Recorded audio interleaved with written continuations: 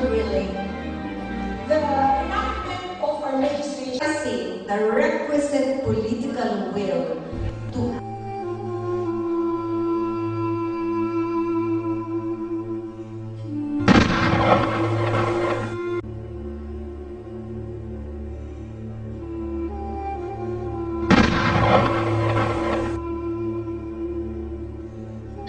Ang South Cotabato isa ka bahandianon nga probinsya nga makita sa habagatang Mindanao tungod sa iya na angkon nga kinaiyahan.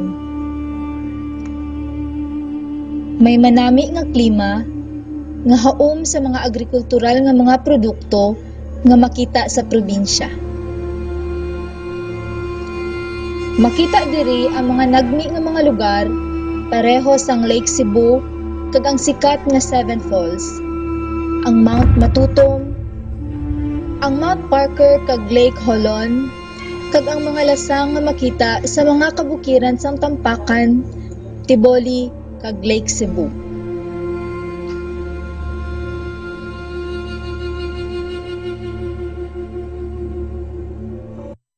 Subong, amat-amat nga nagakadula ang aton mga kalasangan tungod sa mga iligal laging nga nagakatabo sa kabukiran. Ang mga tourist spots sa probinsya amat-amat nga nagakaguba tungod sa pag-abot sa mga langyaw nga mga korporasyon pareho sa mga plantasyong agribusiness nga nagagamit sa mga toxic chemicals pinaagi sa aerial kag boom spraying nga makahatag sakit kag makapatay sa mga hayop kag tao. Amuman kakaharadlok ang presensya sang irresponsable nga pagmina pareho sa sistema nga open pit mining nga ginabuhat sang dakong kumpanya sa mina nga Glencore Extrata dira sa area sang Tampakan kag ang large scale coal mining sang San Miguel Energy Corporation sa Barangay Ned, Lake Cebu.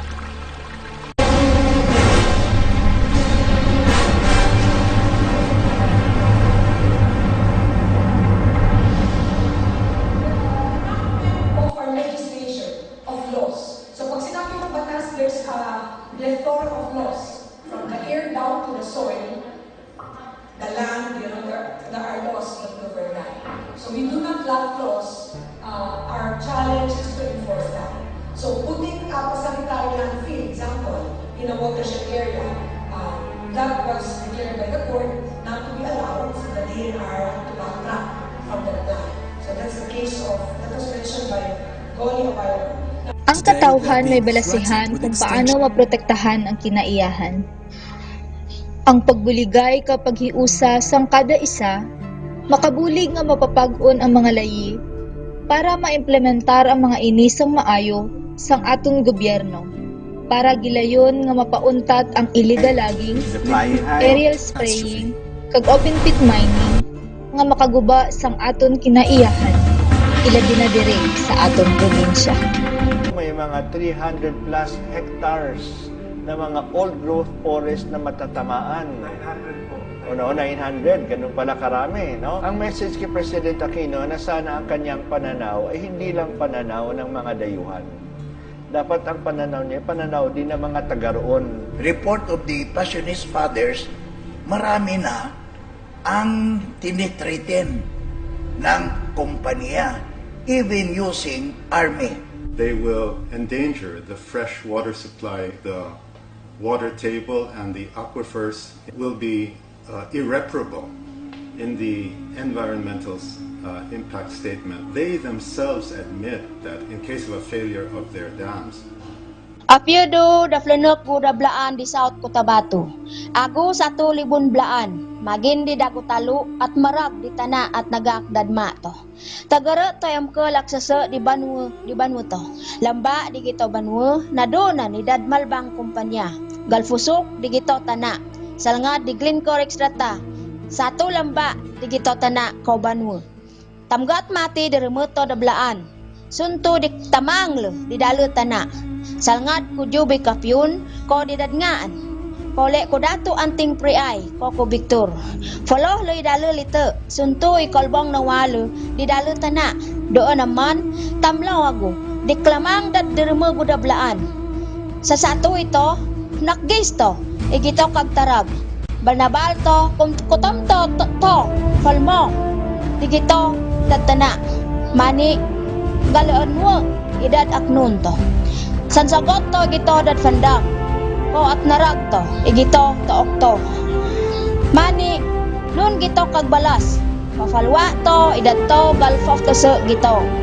Igito tana at nagak at namang to. Sa sato to, igito dad fandang. Amlalo, idad to blaan. Mabuhay ang katawhang lumad. Proposal sa isa ka resolution na i-declare 5 years na moratorium sa mining activities sa probinsya sa South Cotabato. God has commanded us to be stewards of His creation. That is in Genesis chapter 2, verses 15 to 16.